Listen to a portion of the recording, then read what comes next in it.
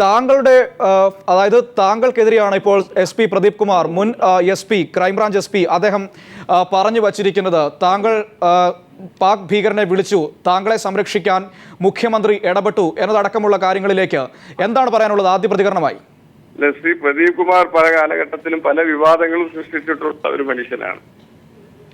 അദ്ദേഹം തന്നെ അന്വേഷിച്ചിട്ടുള്ള കേസിനെ കുറിച്ചാണ് അദ്ദേഹം പറയുന്നത്. അദ്ദേഹത്തിന് ഇതുമായി ബന്ധപ്പെട്ട് എല്ലാ കാര്യങ്ങളെ കുറിച്ചും അന്വേഷിക്കാനുള്ള ചുമതല അദ്ദേഹത്തിനായിരുന്നു. അക്കാലഘട്ടത്തിലൊന്നും അദ്ദേഹം നടത്താത്ത അന്വേഷണങ്ങളും അദ്ദേഹം വെളിപ്പെടുത്താത്ത കാര്യങ്ങളും ഒക്കെ അദ്ദേഹം ഇപ്പോൾ വെളിപ്പെടുത്തുന്നത് എന്ത് രാഷ്ട്രീയ സ്വാധീനത്തിന്റെ പേരിലാണെന്ന് മനസ്സിലാകുന്നില്ല. താങ്കളെ അദ്ദേഹം ചോദ്യം ചെയ്യാൻ വിളിച്ചു വരുത്തുകയോ അത്തരത്തിലുള്ള എന്തെങ്കിലും കാര്യങ്ങൾ ഉണ്ടായിരുന്നോ? ശ്രീ ആദം ബുൾസി, കേൾക്കാമോ? ശ്രീ പ്രദീപ് കുമാറിനെതിരെ യൂത്ത് കോൺഗ്രസിന്റെ കോഴിക്കോട് ജില്ലാ പ്രസിഡന്റ് ആയിരുന്ന കാലഘട്ടത്തിൽ ഞാൻ അദ്ദേഹത്തിനെതിരായി 1-2 സമരങ്ങൾക്ക് ഞാൻ നേതൃത്വം നൽകിയിരുന്നു. അതിനുശേഷമാണ് അദ്ദേഹം വ്യക്തിവിരോധത്തിന്റെ പേരിൽ പല കേസുകളുമായി അദ്ദേഹം വരുന്നത്. ശ്രീ ആദം മുൻസി, ഈ കേസുമായി ബന്ധപ്പെട്ട് താങ്കളെ അദ്ദേഹം ചോദ്യം ചെയ്യാൻ വിളിച്ചു വരുത്തുകയോ എന്തെങ്കിലും സംസാരിക്കുകയോ ചെയ്തിരുന്നോ?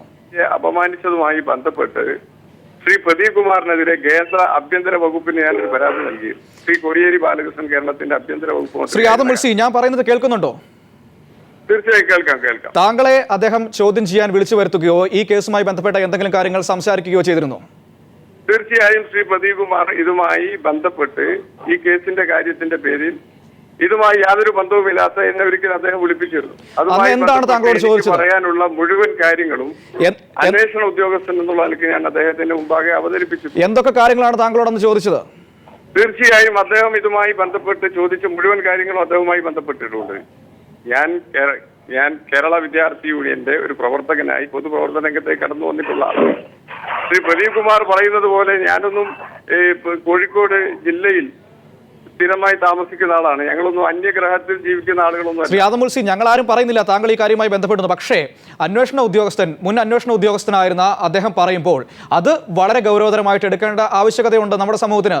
താങ്കളെ അന്ന് അദ്ദേഹം വിളിച്ചു വരുത്തിയപ്പോൾ ചോദിച്ച കാര്യങ്ങൾ എന്താണ്? താങ്കൾ പറഞ്ഞ മറുപടികൾ എന്താണ്? വേണ്ടിയാണ് ശ്രീ പ്രദീപ് കുമാറിനെ പോലെയുള്ള ആളുകൾ ഇവിടെ ശ്രമിക്കുന്നത്. ഇവിടെ വളരെ പ്രധാനപ്പെട്ട കാര്യം, ശ്രീ പ്രദീപ് കുമാർ ഇവിടെ അദ്ദേഹം സർവീസിലിരിക്കുന്ന കാലഘട്ടത്തിൽ അദ്ദേഹം ശ്രീ രാഹുൽ ഗാന്ധിയുടെ സന്ദർശനവുമായി ബന്ധപ്പെട്ട് അദ്ദേഹം രാഹുൽ ഗാന്ധിക്കെതിരെ മോശമായ പരാമർശം നടത്തിയിട്ടുള്ള കാര്യം എല്ലാവർക്കും അറിയുന്നൊരു കാര്യമാണ്.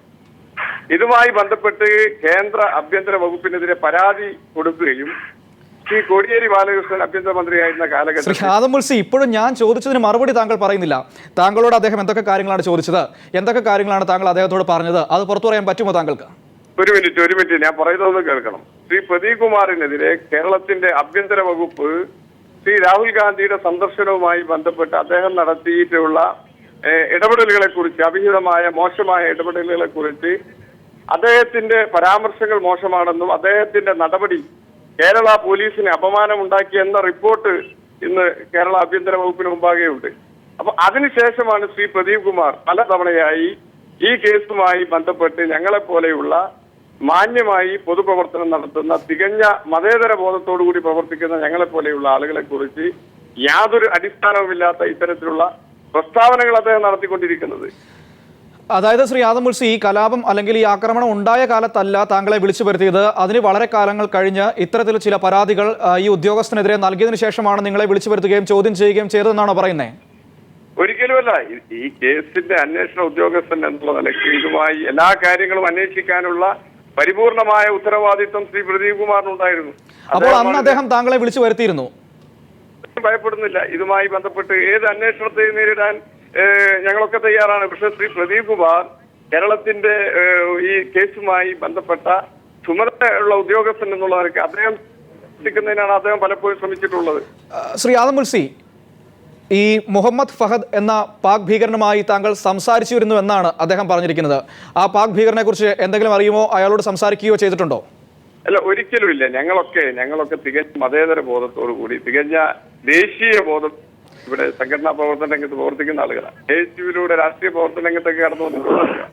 അപ്പൊ ഞങ്ങളെ മോശമായി ചിത്രീകരിക്കുന്നതിന് വേണ്ടി ചില താല്പര്യങ്ങൾക്ക് വേണ്ടി ശ്രീ പ്രദീപ് കുമാറിനെ പോലെയുള്ള ആളുകളെ കരുവാക്കിക്കൊണ്ട് ചില രാഷ്ട്രീയ പ്രശ്നങ്ങൾ നടത്തുന്നു. ശ്രീ ആദമുൽസി, മറ്റൊന്ന്, അതായത് ഈ പാക് ഭീകരൻ തന്നെ സമ്മതിച്ചിട്ടുണ്ട് പല കേസുകളുമായി ബന്ധപ്പെട്ട് ചോദ്യം ചെയ്തപ്പോൾ, അതിലൊന്ന് മാറാട് കേസ് വരുന്നു, അതുമായി ബന്ധപ്പെട്ട് ചോദ്യം ചെയ്തപ്പോൾ അയാൾ സമ്മതിച്ചിട്ടുണ്ട് ഒരു യുവ നേതാവ് എന്നെ വിളിച്ചിട്ടുണ്ട്, അയാളുടെ ഫോണിൽ നിന്നും വിളിച്ചിട്ടുണ്ട്.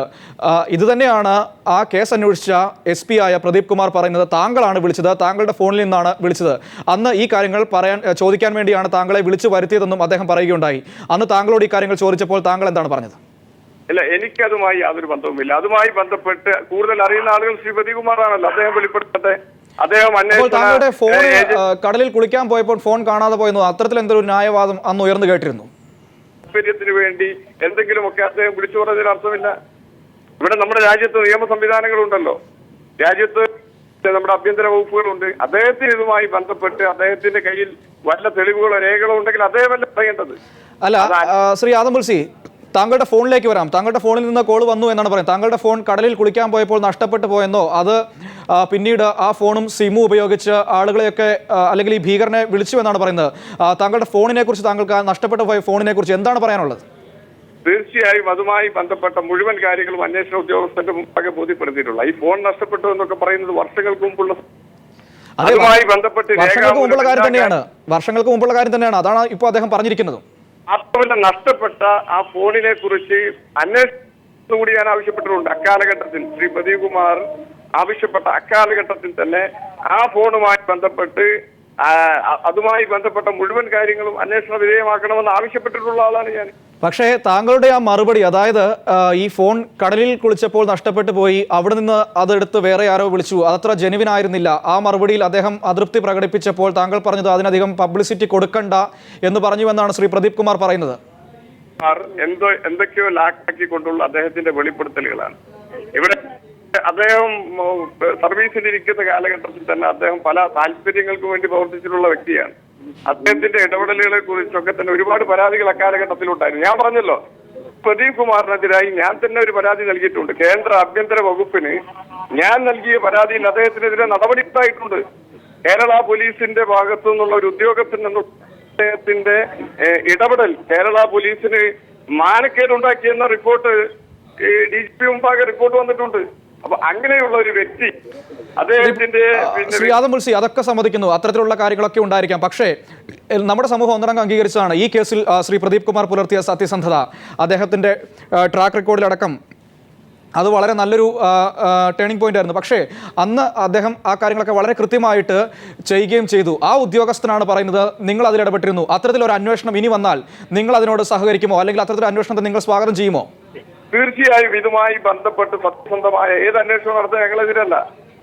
ഏത് അന്വേഷണം നടക്കട്ടെ. ശ്രീ പ്രദീപ് കുമാറിന്റെ ആളുകൾ അന്വേഷണ കാലഘട്ടത്തിൽ കാര്യങ്ങൾ അന്വേഷിക്കാതെ ഏതെങ്കിലും താല്പര്യത്തിന്റെ പേരിൽ ഏതെങ്കിലും വേദിയിൽ പോയി ഇത്തരം കാര്യങ്ങൾ പറയുന്നതിൽ യാതൊരു അർത്ഥവുമില്ല. അതെന്ത് താല്പര്യമാണ് ശ്രീ ആദമുൽസി? താങ്കൾ നേരത്തെ പറഞ്ഞ കുറെ പരാതികൾ നൽകിയിട്ടുണ്ട്, അതിന്റെ പേരിലുണ്ടായ വ്യക്തി വൈരാഗ്യമാണ് എന്നാണോ പറഞ്ഞു വരുന്നത്? തീർച്ചയായും അദ്ദേഹത്തിനെതിരായി ഞാൻ നൽകിയ ആഭ്യന്തര വകുപ്പിന് നൽകിയ കേന്ദ്ര ആഭ്യന്തര വകുപ്പിന് ഞാൻ നൽകിയ പരാതിയുടെ അടിസ്ഥാനത്തിനെതിരെ റിപ്പോർട്ട് വന്നിട്ടുണ്ട്. അദ്ദേഹത്തിനെതിരെ അന്വേഷണം വന്നിട്ടുണ്ട്, രേഖകളുണ്ട്, ഞാൻ വെറുതെ പറയല്ല. അതിന്റെ അടിസ്ഥാനത്തിൽ അദ്ദേഹത്തിന്റെ നടപടി കേരള പോലീസിന് ആകമാനം മാനക്കേടുണ്ടാക്കിയെന്ന റിപ്പോർട്ട് ഭാഗത്ത് അത്തരത്തിൽ അദ്ദേഹത്തിനെതിരായിട്ടുള്ള ഒരു റിപ്പോർട്ടും അന്വേഷണ റിപ്പോർട്ടും കേരള പോലീസിന്റെ പക്കലുണ്ട്. അപ്പൊ അദ്ദേഹം വ്യക്തി വൈരാഗ്യത്തിന്റെ പേരിൽ പല ആളുകൾക്കും, എനിക്കെതിരെ മാത്രമല്ല, നേരത്തെ അദ്ദേഹം പല രാഷ്ട്രീയ പക്ഷെ അതൊക്കെ ഉണ്ടായിരിക്കാൻ സമ്മതിക്കുന്നു. പക്ഷേ ഇത്തരത്തിൽ ഗൗരവതരമായ ഒരുപക്ഷെ കേരളത്തിലെ ആദ്യ തീവ്രവാദ ആക്രമണം അത്തരത്തിൽ വിശേഷിപ്പിക്കാവുന്ന ഒരു സംഭവവുമായി ബന്ധപ്പെട്ട് താങ്കളുടെ പേര് പറയുമ്പോൾ, താങ്കൾ പറഞ്ഞ ന്യായങ്ങളിൽ അദ്ദേഹത്തിന് വിശ്വാസമില്ല എന്ന് പറയുമ്പോൾ, അതായത് ശ്രീ ആദമുൽസി, ഒരു ഫോൺ നഷ്ടപ്പെട്ടു പോയാൽ ആദ്യമേ നമ്മൾ അതിൻ്റെ സിം അടക്കമുള്ള കാര്യങ്ങൾ ബ്ലോക്ക് ചെയ്യും. അത് ഏത് സാധാരണക്കാരനും ചെയ്യുന്ന കാര്യങ്ങളാണ്. അപ്പോൾ താങ്കളെ പോലുള്ള ഒരാൾ അതൊന്നും ചെയ്തില്ല, താങ്കളുടെ ഫോൺ എടുത്ത് മറ്റൊരാൾ ബന്ധപ്പെട്ടു എന്ന് പറയുമ്പോൾ അത് വിശ്വസിക്കാൻ പൊതുസമൂഹത്തിന് കുറച്ച് ബുദ്ധിമുട്ടുണ്ടാവില്ലേ? അപ്പോൾ അതിനെ വിശ്വസിക്കാൻ പറ്റുന്ന ന്യായങ്ങൾ താങ്കളുടെ കയ്യിലുണ്ടോ? അല്ല, തീർച്ചയായും അന്വേഷണ ഉദ്യോഗസ്ഥന്റെ മുമ്പാകെ ഇത്തരം കാര്യങ്ങൾ ബന്ധപ്പെട്ട് ആ മൊബൈൽ കമ്പനിയുമായി ബന്ധപ്പെട്ട അതിന്റെ പ്രൊവൈഡറുമായി ബന്ധപ്പെട്ടൊക്കെ അന്വേഷണം നടത്താവുന്ന ആൾ ശ്രീ പ്രദീപ് കുമാറാണ്. അദ്ദേഹം എന്തുകൊണ്ട് അത് ചെയ്തില്ല? അദ്ദേഹം പലപ്പോഴായി ലാഭത്തിന് വേണ്ടി പല ഘട്ടങ്ങളിലായി അദ്ദേഹം ഇത്തരത്തിലുള്ള പ്രസ്താവനകൾ ചില മാധ്യമങ്ങൾക്ക് ചോർത്തി കൊടുക്കുന്നു, ചില ആഭിമുഖ്യമുള്ള ചാനലുകൾക്കും പത്രങ്ങൾക്കും അദ്ദേഹം ചോർത്തി കൊടുക്കുന്നു, അദ്ദേഹം പറയുന്നു എന്നല്ലാതെ എന്തുകൊണ്ട് ആ രീതിയിൽ അന്വേഷണം നടത്താൻ അദ്ദേഹം തയ്യാറായില്ല? അദ്ദേഹമല്ല അന്വേഷിക്കേണ്ടത്. അദ്ദേഹം അത് അന്വേഷിക്കുന്നതിന് പകരം തനിക്കെതിരെ പരാതി നൽകിയ ഒരു പൊതുപ്രവർത്തകൻ എന്നുള്ള നിലയ്ക്ക് ഞങ്ങൾക്കെതിരെ ഇതുപോലെ വില കുറഞ്ഞ ആരോപണങ്ങൾ പക്ഷേ ശ്രീ ആദം മുൽസി, അതായത് ഈ സംഭവങ്ങളൊക്കെ അന്വേഷിക്കണം എന്ന് പറഞ്ഞ അദ്ദേഹം താങ്കൾ ഉന്നത നേതൃത്വത്തിലേക്ക് റിപ്പോർട്ട് നൽകിയപ്പോൾ താങ്കളുടെ മുഖ്യമന്ത്രി അടക്കം പറഞ്ഞ്, താങ്കളുടെ നേതാവ് അടക്കം പറഞ്ഞത് അതിനെ അത്തരത്തിൽ വലിയ പബ്ലിസിറ്റി ഒന്നും കൊടുക്കണ്ട, അത് ഒരു ചെറിയ സംഭവമായി കണ്ടാൽ മതി, അതിലോട്ട് കടക്കണ്ട എന്നാണ്. അപ്പോൾ സ്വാഭാവികമായി ഒരു അന്വേഷണ ഉദ്യോഗസ്ഥന് അയാൾ സർക്കാരിന് വിധേയനായി നിൽക്കുന്നിടത്തോളം കാലം അത് അനുസരിച്ചേ പറ്റൂ. വിശ്വസിക്കാൻ കഴിയാത്ത കാര്യങ്ങളാ. കേരളത്തിലെ രാഷ്ട്രീയ നേതൃത്വം ഇടപെട്ടു, കേരളത്തിലെ മുഖ്യമന്ത്രി പറഞ്ഞു എന്നൊക്കെ പറയുമ്പോൾ ഇവിടെ സാധാരണ കാര്യങ്ങൾ വിലയിരുത്തുന്ന ജനങ്ങൾക്ക് ഇതിനെക്കുറിച്ച് സത്യസന്ധമായി ഇതിനെക്കുറിച്ച് മനസ്സിലാക്കാൻ സാധിക്കുന്ന കാര്യമേ ഉള്ളൂ.